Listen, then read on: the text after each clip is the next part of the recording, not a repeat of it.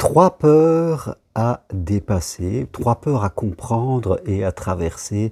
Bonjour mes amis, quelques mots en cette fin de journée, une fin de journée de psychopraticien où on fait des consultations, on fait de la formation, on donne des conseils à droite, à gauche. C'est un peu ça la vie d'un psychologue, d'un psychothérapeute, d'un psychopraticien.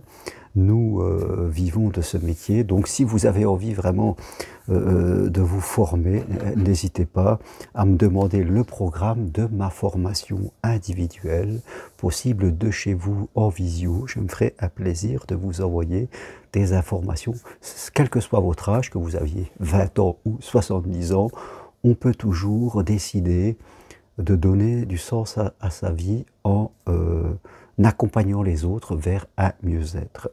Donc, la peur, en tant que psychopraticien, eh bien, est souvent une émotion que nous rencontrons. Et trois peurs, justement, que l'on voit le plus souvent, eh bien, il y a la peur de l'échec, la peur de se tromper et la peur de manquer. Parfois, on pourrait dire aussi la peur de ce que vont penser les autres, qui peut rentrer là-dedans.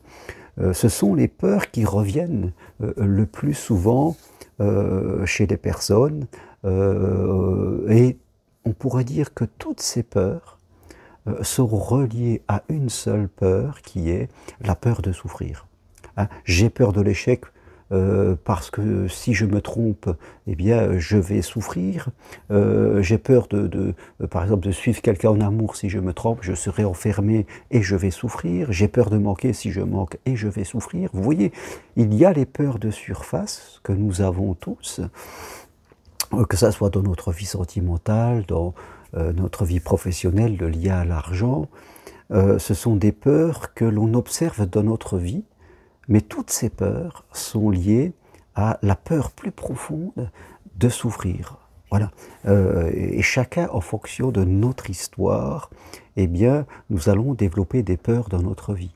Hein, les gens qui ont eu des difficultés de la vie sentimentale, ils auront peur de l'engagement, ils auront peur de se tromper, peur de l'échec, des fois on peut les multiplier, et fin de compte, ils vont se mettre dans l'évitement.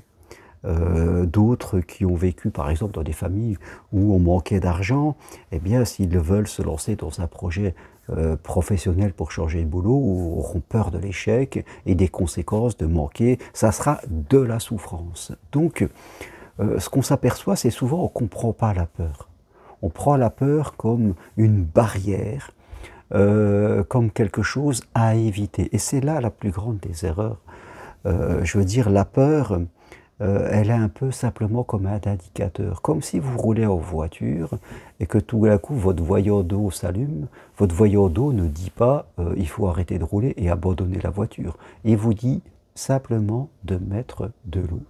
La peur, c'est votre inconscient, cette partie profonde de vous, votre mémoire, qui vous indique qu'elle ne veut pas revivre une erreur du passé, une souffrance qui a été déjà lue. Donc, elle vous dit juste cette peur, si vous la comprenez, elle a son utilité. Elle vous avertit qu'elle ne veut pas revivre une blessure du passé, ou qu'elle ne veut pas vivre quelque chose que quelqu'un de proche a vécu. Donc quelque part, cette peur qui est vous-même, c'est votre guide intérieur qui vous dit cela, il vous dit, eh bien, développe ta confiance, prends le temps de te préparer, évolue, aie un bon objectif, je ne sais pas, apprends à avoir une bonne comptabilité, apprends la communication si tu veux parler en amour. La peur vous invitera toujours à aller vers la progression. Elle ne vous dira jamais de fermer la porte.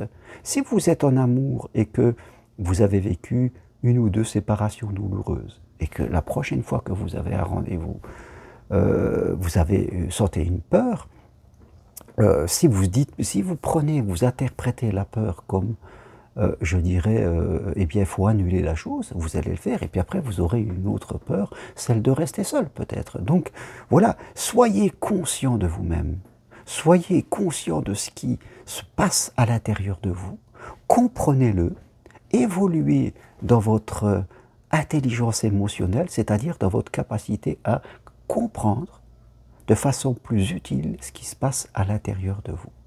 Ce qui se passe à l'intérieur de vous est toujours là pour vous faire progresser. Une peur ne vous demande pas de fuir. Elle ne vous demande simplement de ne pas répéter peut-être certains comportements problématiques que vous avez eus dans le passé. Il faut le comprendre, sinon vous allez vous mettre dans l'évitement, vous allez mal interpréter ce qui se passe à l'intérieur de vous, et puis vous allez finir par avoir des conflits de peur en vous, ça va être vraiment des turbulences incroyables. Donc voilà ce que je voulais partager avec vous ce soir. La peur est une bonne conseillère.